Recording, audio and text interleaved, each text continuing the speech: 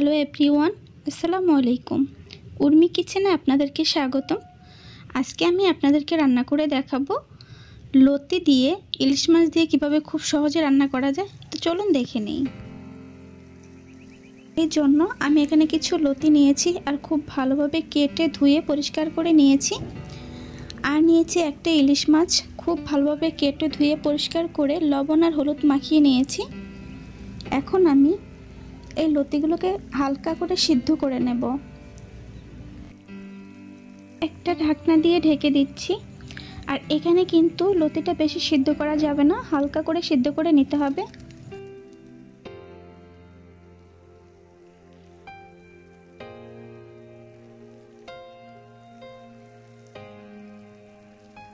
আমি একটা তুলে নিচ্ছি আর দেখছি যে সিদ্ধ হয়েছে কিনা। হ্যাঁ, দেখুন হালকা করে কিন্তু সিদ্ধটা হয়ে গেছে। এখন আমি নামিয়ে নিচ্ছি। এইরকম একটা ছাঁকনিতে করে আমি ছেঁকে নিচ্ছি। এখন এখানে দিয়ে দিচ্ছি পরিমাণ মতো তেল।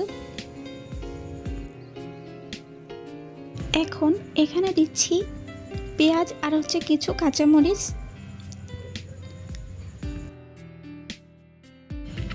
এখন এখানে দিয়ে দিচ্ছি কিছু পেঁয়াজ বাটা।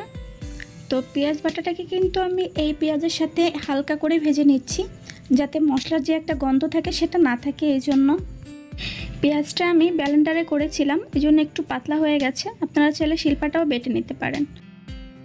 আর দিচ্ছি সামান্য পরিমাণে একটু আদা রসুন বাটা। আপনারা চাইলে এটা স্কিপ করতে পারেন, এটা দেওয়ার প্রয়োজন নেই, কিন্তু তারপরে আমি দেখানোর জন্য সামান্য একটু দিয়ে দিলাম।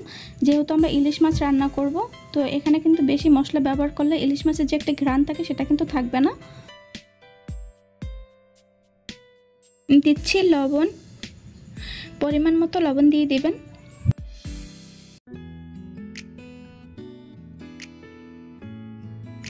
এখন মশলাটাকে এখানে কিন্তু খুব ভালো করে আমি ভেজে নেব, যাতে মশলার যে গন্ধ থাকে সেটা না থাকে। এই জন্য তো এখানে আপনারা সবসময় চেষ্টা করবেন যে মশলাটাকে এখানে তেলে খুব ভালোভাবে ভেজে নিতে, তাহলে কিন্তু তরকারিটা খেতে খুবই ভালো লাগে।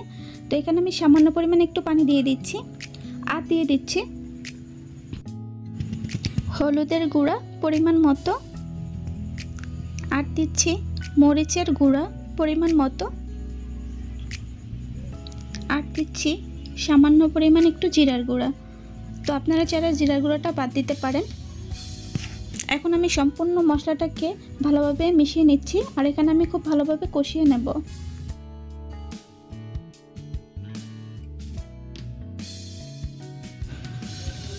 এই মশলাটাকে একটু ভালো করে নাড়াচাড়া দিয়ে নিতে হবে, যাতে নিচে লেগে না যায়। আপনার পাত্রর নিচে কিন্তু লেগে যাবে, তো এই জন্য একটু ভালোভাবে নাড়াচাড়া দিয়ে নিতে হবে। আপনারা যখন দেখবেন মশলা থেকে তেলটা ছেড়ে দিয়েছে, ঠিক তখনই বুঝে নিতে হবে যে মশলাটা কষানো হয়ে গেছে। তো এখন আমি এখানে দিয়ে দিচ্ছি সামান্য পরিমাণে একটু পানি।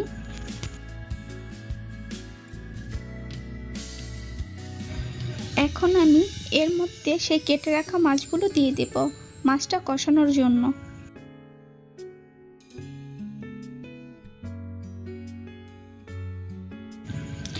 তো এখানে কিন্তু মাছটা বেশি নাড়াচাড়া করা যাবে না, তাহলে কিন্তু মাছটা এখানে ভেঙে যাবে। ঠিক হালকা হাতে নেড়েচেড়ে নিতে হবে।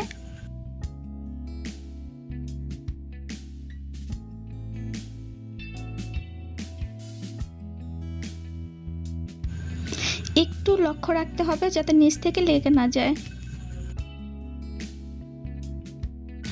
তো এখানে কিন্তু তেলটা আলাদা হয়ে গেছে মশলা থেকে। এখন আমি মাছগুলো তুলে নিচ্ছি। তুলে নেওয়া হয়ে গেছে।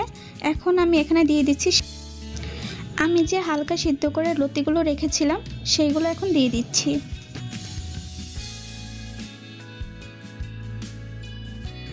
তো এখানে এখন আমি আর কোনো পানি ব্যবহার করব না। এখানে এখন কি করতে হবে, সামান্য পরিমাণ একটু জাল দিয়ে হালকা তাপে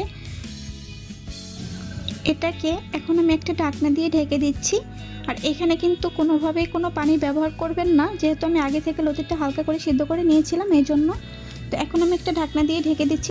তো এভাবে আমি এই লতিটাকে কষিয়ে নেব। তো দেখুন এখানে কিন্তু সুন্দরভাবে লতিটা কষানো যাবে। দেখুন লতিটা কিন্তু কষানো হয়ে গেছে, সাইড থেকে লেগে যাচ্ছে আর তেলটাও ছেড়ে দিয়েছে। এখন আমি এখানে পানি দিয়ে দেব পরিমাণ মতো।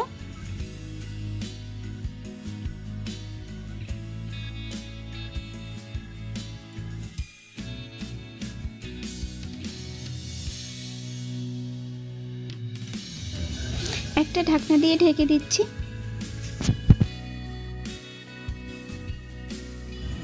ঢাকনাটা তুলে আমি একটু নাড়া দিয়ে দিচ্ছি।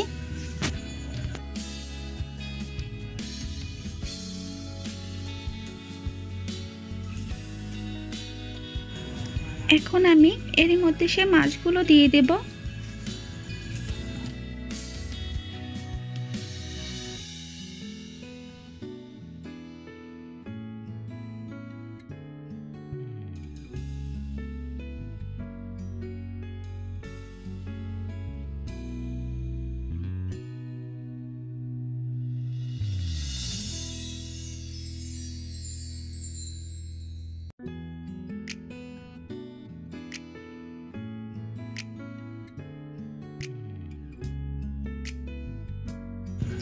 তো এখানে কিন্তু মাছ বেশি একটা নাড়াচাড়া দিতে যাবেন না, তাহলে কিন্তু মাছটা ভেঙে যাবে।